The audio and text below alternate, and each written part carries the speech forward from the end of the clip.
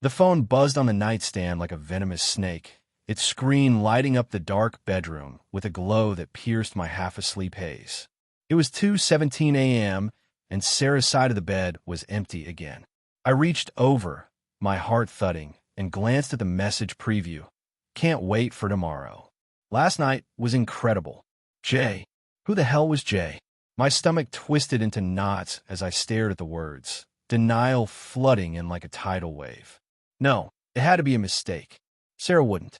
Not after 12 years, 2 kids, and a life we built brick by brick. But the seed was planted, burrowing deep into my chest, and I knew sleep wouldn't come easy that night. Morning came too soon, the sun mocking me through the curtains. Sarah breezed into the kitchen, her hair still damp from the shower, smelling of that lavender shampoo I'd bought her for our anniversary. "Hey, babe," she said, planting a quick kiss on my cheek before pouring coffee. Her smile was the same, warm, effortless, but her eyes darted away a fraction too quickly. I forced a grin, handing her a mug. "Late night, at work again?" I asked, keeping my voice light, casual. She nodded, sipping her coffee. "Yeah, the project's killing me. Deadlines are brutal."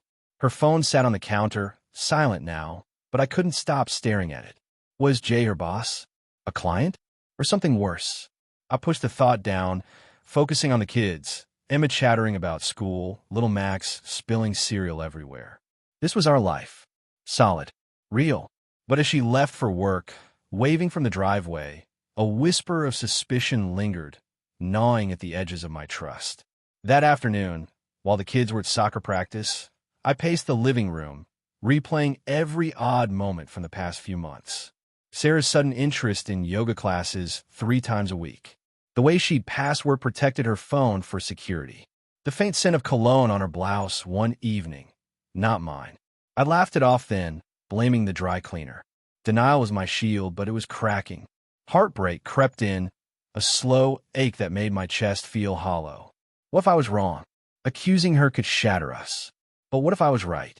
I grabbed her laptop from the study, left unlocked, thank God, and scrolled through her emails. Nothing blatant, but there was a chain with Jason from marketing. Professional at first, then flirty. "You make meetings bearable," one read.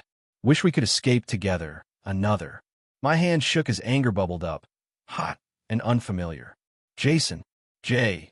The pieces fit, but I needed more. I closed the laptop, breathing hard, and vowed to watch, to wait. Days blurred into a tense routine. I'd smile at dinner, ask about her day, but my eyes tracked her every move. She'd text under the table, her face lighting up in a way it hadn't for me in years. "Work stuff," she'd say when I glanced over. One night, as we lay in bed, I reached for her, hoping to bridge the growing chasm. She turned away gently. "I'm exhausted, hon. Rain check?" Her voice was soft, but it cut like glass. Suspense built in my gut, a coiled spring. I started checking her location app, shared for safety, she'd said. Yoga studio? Fine. But last Thursday, it pinged at a hotel downtown. Extended meeting, she'd texted me. Lies. The collapse of trust hit me like a freight train, leaving me reeling in the dark, alone with my rage and sorrow. I couldn't confront her yet, not without proof. So I planned. Hired a sitter for the kids. Told Sarah I had a late work dinner. Instead, I parked across from her office, heart pounding as I watched her leave with him. Jason, tall and smug, his hand brushing her back. They drove to that same hotel. I followed, slipping into the lobby bar, hidden behind a newspaper. Laughter floated from their table, her head thrown back in a way I remembered from our early days. "You're amazing," he murmured, leaning in. She blushed, touching his arm. "You make me feel alive again." My world shattered. Betrayal wasn't just words. It was this, her choosing him, erasing us. Anger surged, but beneath it, heartbreak clawed at me. Why?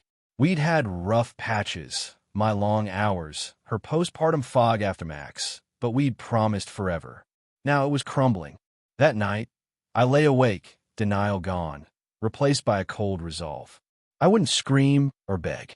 I'd teach her a lesson in consequences, one that burned deep. Over the next week, I gathered evidence, screenshots, photos from a PI I'd quietly hired. videos of their stolen moments. I even hacked her cloud, easy with our shared passwords, and found the messages explicit and damning. "I love you," she'd written to him. Love. The word twisted in my gut like a knife. But I played the part. Loving husband, oblivious fool. Inside, emotions warred, fury at her deceit, sorrow for our lost life, a flicker of understanding for her loneliness. Maybe I'd failed her too, buried in work, forgetting the little things. But betrayal? No excuse. The confrontation came on our anniversary. I booked the same hotel restaurant, told her it was a surprise. She arrived glowing, in the red dress I'd bought her years ago. "This is perfect," she said, squeezing my hand. We ordered wine, and, as the server left, I slid a folder across the table. "Open it." Her smile faltered. Inside, the photos, texts, timelines. Her face drained of color. "Mark," she stammered. "It's not what it looks like." Natural tears welled, but I cut her off, voice steady despite the storm inside. "It is exactly what it looks like. You've been screwing Jason for months. Lying to me, to our kids." She sobbed, reaching for me. I was unhappy. "You were always gone." He listened. Anger flared. "And that justifies destroying us." I leaned in, eyes locked on hers. "Here's your lesson, Sarah. I'm not leaving quietly. I've sent everything to HR. Yours and his. Affairs at work. Against policy. Jason's married too. His wife knows now. And our families? They'll see it all if you fight the divorce." She gasped, horror etching her features. "Please, Mark. The kids." I stood, heartbreak mingling with grim satisfaction. "You should have thought of them. This ends now." Walking out, I felt the weight lift, but the void remained. In the car, tears came, for what we'd lost, for the pain I'd inflicted. Was it revenge or justice? Maybe both. Months later, divorced and co-parenting, I see her at drop-offs, shadows under her eyes, job lost, reputation tarnished. She avoids my gaze, a ghost of the woman I loved. I didn't destroy her, but I made sure she'd remember. Betrayal has a price. And as I rebuild, piece by painful piece, I reflect on trust fragility. We all have choices. Hers taught me to guard my heart. But damn, it hurts.